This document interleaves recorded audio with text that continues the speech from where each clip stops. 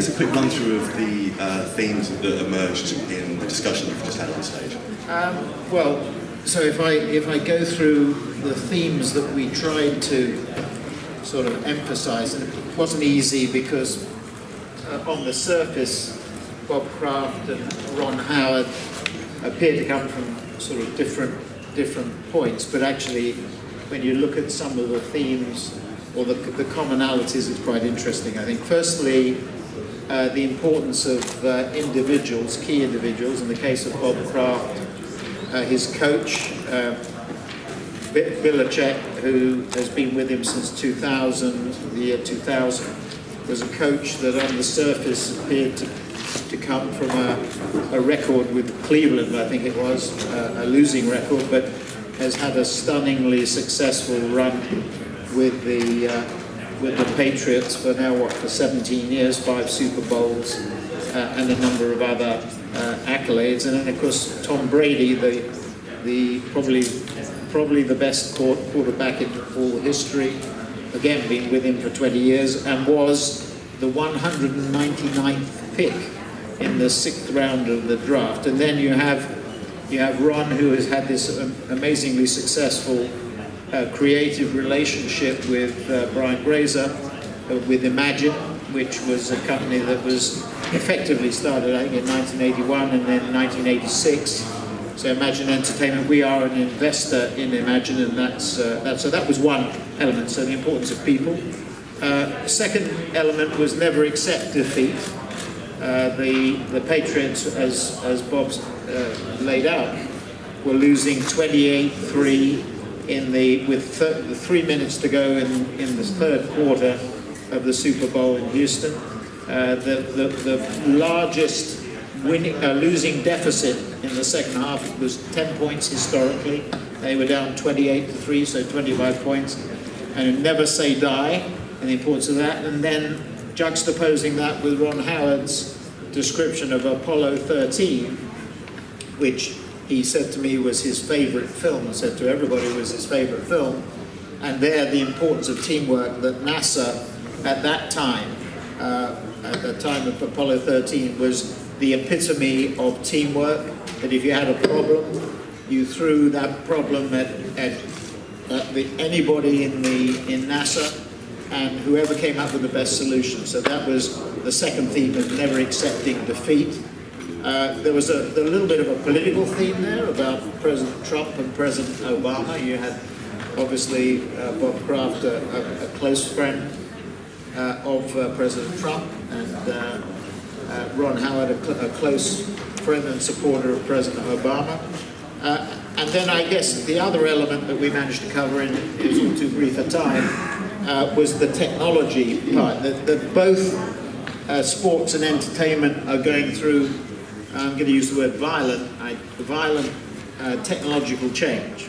If you look at the entertainment industry, you look at the participants, whether it be Amazon, whether it be Netflix, whether increasingly it will be Google and Facebook, whether it will be other players, Apple, that have become developers and producers of content, short form, long form, and that Ron sees this as being an opportunity, not a threat, because there's such a variety of platforms, screens, approaches, editorial approaches that gives it. So that was one thing, and then you juxtapose that with the NFL, remembering that Bob Kraft has a big packaging print forest products company, one of the biggest private companies, I think it's the second largest private company in America, employs about 10,000 people. It's one of the biggest exporters in the United States, and he sees the technological change and the impact on that on his NFL franchise, and he has a soccer franchise as well.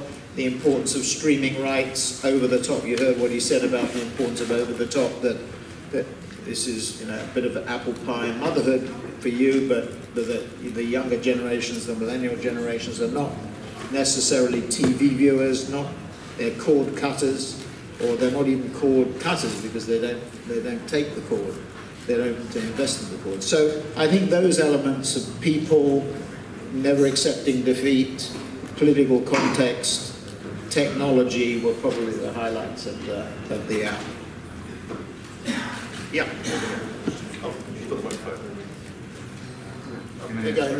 Sure. Aaron Espinosa from Rosebeef, Mexico, and my question is about from a mortal perspective.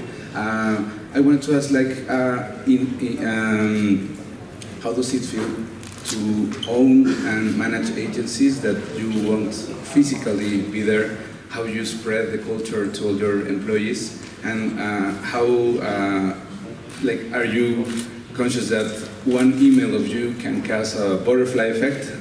I don't think any email of mine has a butterfly effect, whatever that effect might be. I'm not quite sure what a butterfly effect is. Does that mean people fly away? I don't know. Or does it mean they sit on a flower? I don't know. I don't know what it means. But no, I think the question is an interesting one because you know, we are multi-branded. And I think the strongest companies in professional services, which is what I think the business that we're in, advertising and marketing services, the strongest companies are uni-branded companies. And if you said to me, what are the best professional service companies, I would highlight two in particular. You might disagree, but I would say McKinsey and Goldman Sachs. Those would be two examples. Now, those are companies which have been around for a long time, certainly longer than the 32 years that WPP has been around, and that have not grown by acquisition. You know, we started as a wire basket manufacturer, you know, tiny little pimple, and we to do it in my lifetime, or in the lifetime of my colleagues, first generation, we had to build it in part, significant part, by acquisition. You started with nothing, you had to.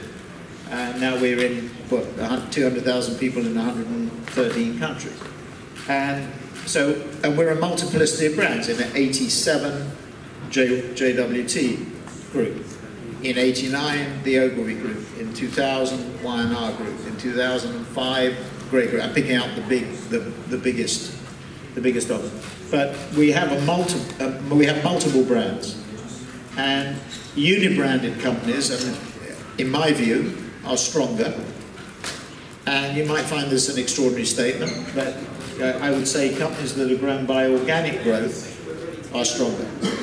You know, you could take and you use the butterfly analogy. I can use, you know, a tree analogy. A tree that has strong roots that have been growing for many, many years is obviously stronger than if you just plant a few saplings that are younger. And have them, even though they form a forest, taking the analogy too far. But what I'm saying is uni-branded companies that are organically grown are probably the easiest model. The most difficult model, by definition, is multi-branded like us, that are grown by acquisition like us. And instilling inside those people, when you still have the verticals, you still have J. Walter Thompson, you still have Ogilvy, you still have Y&R, you still have Gray, etc., etc., is much more difficult. Having said that, the value, you know, J. Walter Thompson has been in existence for 153 years, and there is great value in that in terms of reputation, history, relationships, knowledge, creativity, all the assets. And in fact, the newer companies would give their IT, they give everything.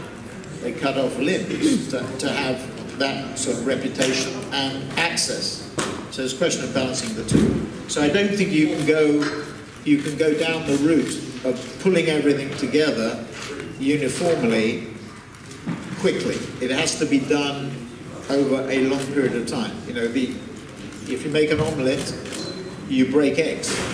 And I don't want to break too many eggs. And I think we've seen in our industry people in a hurry, either because there's pressure to do it, internal pressure or competitive pressure, and they go too fast. And I mean, it's a long answer to the question, but it's a very important question, and I think it's an important answer. So we are moving to unify our four strategic objectives: horizontality, fast growth markets, Mexico would be one, digital, and data.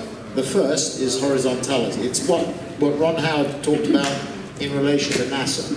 It's what Bob Kraft talked about in relation to the Patriots, that all those people in the huddle when they were 28-3 down, didn't believe that they would lose.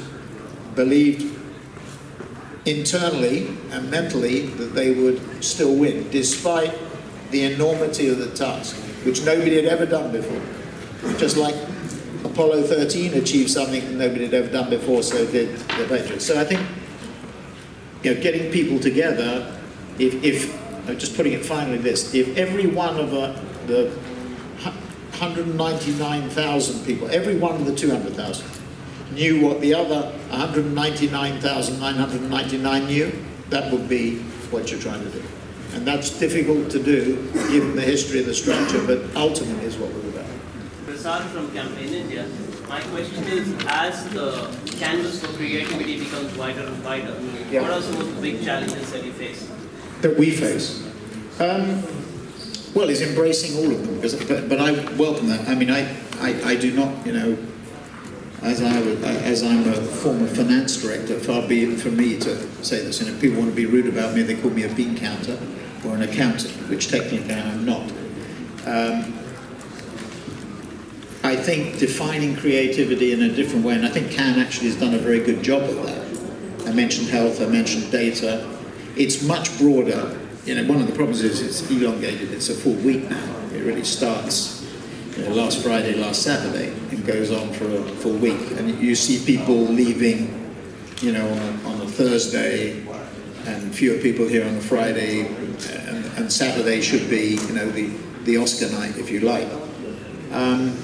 But I welcome that definition. Now, for us, it means we're defining it in a much different way. So this week, you know, we do NFL Game Pass through Brilliant Sports. We acquire an interest in Mike, which is millennial content. You know, we participate in this refunding or funding of Vice.com. We make an investment in Keltra, which is a DCO, a dynamic creative organization, along with Unilever Ventures. So, I mean, I think just in this last week, you see the variety of what we have to do, which is push our traditional businesses in this new world of a redefined, enlarged creativity, push our digital businesses faster, you know, a Wonderman, an Ogilvy One, a Miram, a Possible, a VML, a AKQA, and then last but not least, experiment, because the things I just mentioned are really are experiments and investments and ideas. I mean, you know, if you listen to Ron Howard, you get a feeling. I mean, he's experimenting in all the different platforms with all the different content makers. That's what we've got to do. And, you know, we haven't got the solution. We may hit upon the solution, but it means that you have to experiment. And so I think that's it. But broadening it, it's going to be even broader. You know, who is our competition? The competitive set can be our direct competitors, like Omnicom, like Publicis, like IPG, like Dentsu, like Havas. It can be, you know, Google and Facebook we define as frenemies. It could be them.